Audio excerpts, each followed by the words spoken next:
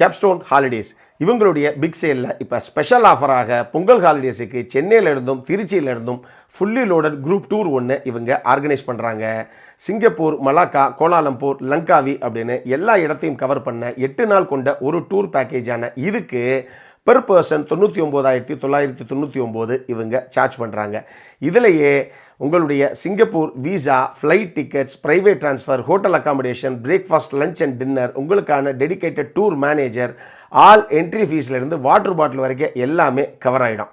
இந்த டூருக்கான எக்ஸ்பென்ஸை நீங்கள் மொத்தமாக பே பண்ணணும் அப்படிங்கிற அவசியம் கிடையாது. நீங்கள் டூருக்கு போயிட்டு வந்து ஈஸி மந்த்லி இன்ஸ்டால்மெண்ட்ஸில் கூட இதை நீங்கள் பே பண்ணிக்கலாம். அப்புறம் என்ன, ஸ்க்ரீனில் தர்ற நம்பருக்கு கால் பண்ணுங்கள். உங்களுடைய ட்ரீம் டெஸ்டினேஷனுக்கான டூர் பேக்கேஜை கேப்ஸ்டோன் ஹாலிடேஸில் புக் பண்ணுங்கள். அவன் கொலை பண்ண போகிறவனை அவனுக்கே தெரியாமல் நான் அவனுக்கு காட்டணும்.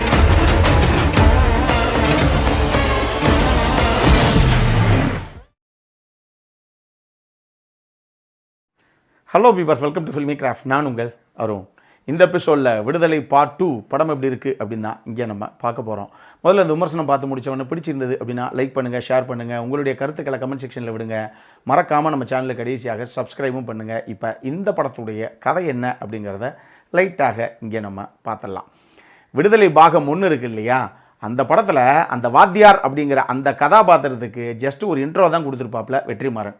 ஆனால் உண்மையாக அந்த வாத்தியார் அப்படிங்கிற அந்த நபர் யார், ஒடுக்கப்பட்ட மக்களுடைய உரிமையை மீட்டெடுக்கிறதுக்கு அவர் என்னென்ன வேலைகளெல்லாம் பார்த்தாரு, கடைசியாக அந்த வாத்தியாருக்கு என்னாச்சு அப்படிங்கிறது எல்லாத்துக்குமான விடை தான் இந்த விடுதலை பார்ட் 2. இந்த படத்தை பொறுத்தளவுக்கு எப்படி முதல் பாகத்தில் சூரிய சென்ட்ரல் கேரக்டராக வச்சு அவரை சுற்றி பல கதாபாத்திரங்களை பின்னி கதைக்களத்தை நகர்த்தினாரோ வெற்றிமாறன், அந்த மாதிரி இந்த பாகத்தில் விஜய் சேதுபதி தான் அவுட் அண்ட் அவுட். அவர் தான் படம் ஃபுல்லாகவே. சூரி அங்கங்கே லைட்டாக வந்துட்டு போகக்கூடிய ஒரு கதாபாத்திரம் தான். செகண்ட் ஹாஃபில் தான் அவருக்கு நிறைய ஸ்க்ரீன் ஸ்பேஸே இருக்குது. இந்த படத்தை பொறுத்தளவுக்கு இந்த படத்துடைய பலமே இந்த படத்துடைய செகண்ட் ஹாஃப் அப்படின்னு தான் நான் சொல்லுவேன்.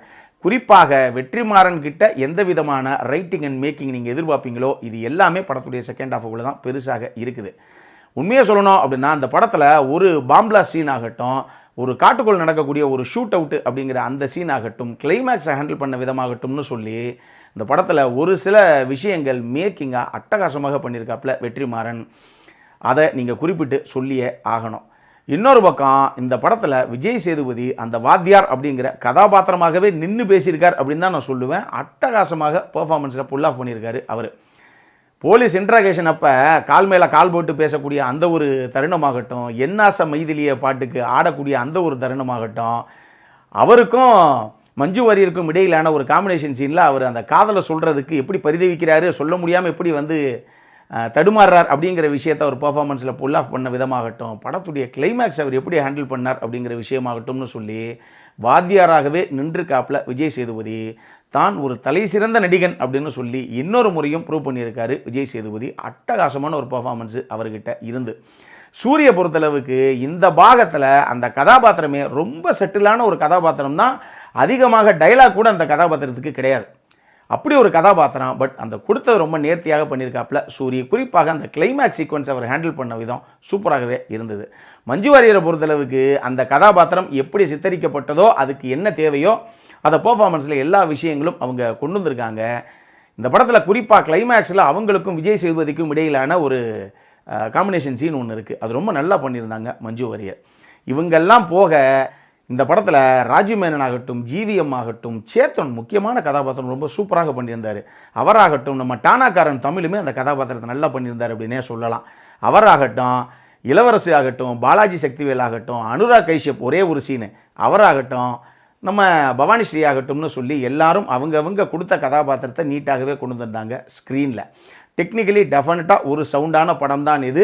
டெக்னிக்கல் சைடில் அது சினிமோட்டோகிராஃபி ஆகட்டும், மியூசிக் ஆகட்டும், எடிட்டிங் ஆகட்டும், எல்லாரும் என்னென்ன சப்போர்ட் பண்ணணுமோ அந்தந்த விதத்தில் நீட்டாகவே பண்ணியிருந்தாங்க. ராஜா சாருடைய மியூசிக்கை பொறுத்தளவுக்கு படத்தில் பாடல்கள் எல்லாமே நீட்டாக தான் இருந்தது. பட் பேக்ரவுண்ட் ஸ்கோரிங்கை பொறுத்தளவுக்கு ஒரு இடத்துல சூப்பராக இருக்குது. ஒரு சில இடங்களில் அவர் ஏற்கனவே பண்ண ஒரு சில பீசஸுடைய ரிசம்பிளன்ஸாகவே இது இருக்குதே அப்படிங்கிற மாதிரியே இருந்தது. எனக்கு தளபதியில் வந்த ஒரு சில முக்கியமான பிஜிஎம்ஸ் எல்லாம் இந்த படத்துக்குள்ளே லைட்டாக அங்கங்கே ப்ளேஸ் பண்ண மாதிரி எனக்கு ஒரு ஃபீல். ஆனால் சோளக்காட்டுக்குள்ளே ஒரு ஆக்ஷன் சீக்வன்ஸ் ஒன்று இருக்குது. அது பக்கவாக பண்ணியிருந்தார் ராஜா சார் பேக்ரவுண்ட் ஸ்கோரிங் பண்ண விதத்தில். படத்துடைய ஆக்ஷன் சீக்வன்ஸுமே அதகலமாக பண்ணியிருக்காங்க. அடி ஒன்று இடி மாதிரி விழுகுது. ஸோ டெஃபினட்டாக எடிட்டருக்கும் சரி படத்துடைய ஆக்ஷன் கோரியோகிராஃபருக்கும் சரி டெஃபினட்டாக ஒரு கிரெடிட் கொடுக்கலாம். அதை சூப்பராகவே பண்ணியிருக்காங்க அவங்களுமே. படத்துடைய ஒரு சில வசனங்கள் நிச்சயமாக படத்துக்கு பலம்தான். குறிப்பாக வழி நடத்துறதுக்கு தலைவராக இருக்கணும் அப்படிங்கிறது தேவை கிடையாது, அது முக்கியம் கிடையாது, தத்துவம் இருந்தால் போதும் அப்படிங்கிற விஷயமாகட்டும்.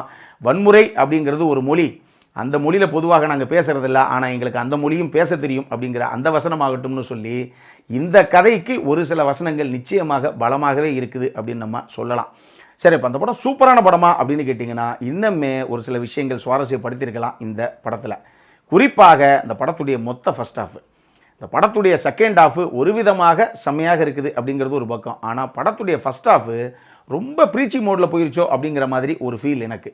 ஒடுக்கப்பட்ட மக்களுடைய உரிமையை வாத்தியார் எப்படி மீட்டெடுக்கிறார் அப்படிங்கிற கதைக்களம் தான் படத்துடைய ஃபர்ஸ்ட் ஹாஃப் மொத்தமே. ஆனால் அது ரொம்ப ப்ரீச்சி மோடில் போய் too much of anything is good for nothing அப்படின்னு சொல்லுவோமே, அந்த ரேஞ்சுக்கு அளவுக்கு அதிகமாக ஓவர் டோஸ் ஆகி போச்சோ சார், எப்போ சார் இன்டர்வல் விடுவீங்க அப்படிங்கிற ஒரு ரேஞ்சுக்கு வந்துட்டு அந்த படத்துடைய ஃபர்ஸ்ட் ஹாஃபை பார்க்கும்போது கிட்டத்தட்ட 2 மாரி செல்வராஜ் படம், 2 பாரஞ்சித் படம் எல்லாத்தையும் ஒன்றா சேர்த்து கட் பண்ணி படத்துடைய ஃபர்ஸ்ட் ஹாஃபில் மட்டும் பிளேஸ் பண்ணால் எப்படி இருக்குமோ அந்த அளவுக்கு இருந்தது இந்த படத்துடைய ஃபர்ஸ்ட் ஹாஃபு.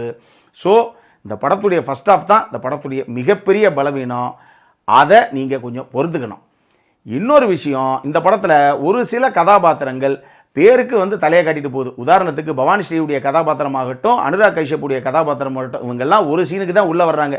படத்தில் நம்ம பேரும் இருக்கணும் உள்ள அப்படிங்கிறதுக்காக சும்மா முகத்தை காட்டு போன மாதிரி தான் தெரியுதே தவிர அந்த கதாபாத்திரங்கள்லாம் எந்த ஒரு இம்பேக்டையுமே நமக்குள்ளே விடலை.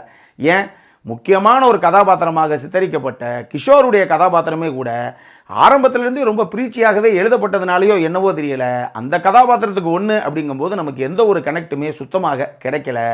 அதுவும் ஒரு பிரச்சனை தான். இதெல்லாம் போக இந்த படத்தில் ஒரு சில இடங்களில் டப்பிங்கில் லிப்சிங் சரியாக உட்காரவே கிடையாது. இது ஒரு சில படங்களில் அசுரன்லேருந்தே நம்ம சொல்கிறோம், ஒரு சில படங்களில் வெற்றிமாறன் படத்தில் இந்த மாதிரி சில சம்பவங்களும் அரங்கேறத்தான் செய்யுது. டப்பிங்கில் இன்னுமே ஒரு சில இடங்கள் இவங்க இன்னும் கான்சென்ட்ரேட் பண்ணியிருக்கலாம். மொத்தமாக இந்த படம் எப்படி இருக்குது அப்படின்னு கேட்டிங்கன்னா ரொம்ப ரொம்ப சுமாரான ஒரு ஃபர்ஸ்ட் ஹாஃபு, நீட்டான ஒரு செகண்ட் ஹாஃபு, ரெண்டும் சேர்ந்து தான் இந்த விடுதலை பார்ட் 2. ஸ்ட்ரைட்டாக போய் செகண்ட் ஹாஃபில் நம்ம குதிக்க முடியாது இல்லையா? ஸோ பொறுமையாக பல்ல கடிச்சிட்டு இந்த படத்துடைய ஃபர்ஸ்ட் ஹாஃபை பார்க்குறதுக்கு நீங்கள் ரெடி அப்படின்னா இந்த படம் ஒரு தடவை பார்க்கணும் அப்படின்னா பாருங்கள். அடல்கானண்டை பொறுத்தளவுக்கு இந்த படம் ரத்தம் தெறிக்க பல சம்பவங்கள் இருக்குது. அதனால் இது ஏ சர்டிஃபைடு படம் தான், அதையும் கிளியராக போட்டாங்க, அதை மைண்டில் வச்சுக்கோங்க. எனக்கு என்ன ஒன்று அப்படின்னா, அந்த படத்துடைய ஃபர்ஸ்ட் ஹாஃப் பார்த்து முடிஞ்சதுக்கப்புறம் நம்ம புஷ்பா 2லையும் இந்த டைலாக்கை நம்ம சொல்லியிருந்தோம், இந்த ஸ்டேட்மெண்ட்டை வச்சுருந்தோம். அதாவது ஒரு படத்தை தயவு செஞ்சு படமாக பார்த்துட்டு போயிருங்க, அதில் உள்ளே இருக்கக்கூடிய சில விஷயங்கள்லேருந்து இன்ஸ்பயர் ஆகாதீங்க. ஏன்னா இந்த படத்துடைய ஃபர்ஸ்ட் ஹாஃப் காட்சிப்படுத்தப்பட்ட விதத்துலையும் சரி, சித்தரிக்கப்பட்ட விதத்துலையும் சரி, இளைஞர்களை தவறான ஒரு விஷயத்துக்கு இந்த படம் எடுத்துகிட்டு போயிருமோ அப்படிங்கிற மாதிரி எனக்கு ஒரு ஃபீல் வந்தது. இதை நான் ஏன் சொல்கிறேன் அப்படின்னு இந்த படத்துடைய ஃபர்ஸ்ட் ஹாஃபை பார்த்து முடிங்க, உங்களுக்கு தெரியும். இந்த படம் இன்றைக்கி தியேட்டர்ஸில் வெளியாகிருக்கு. அப்புறம் என்ன, இதே மாதிரி இன்னொரு வீடியோவோட அடுத்த முறை உங்களை சந்திக்கிற வரைக்கும் இட்ஸ் அருண் சைனிங்.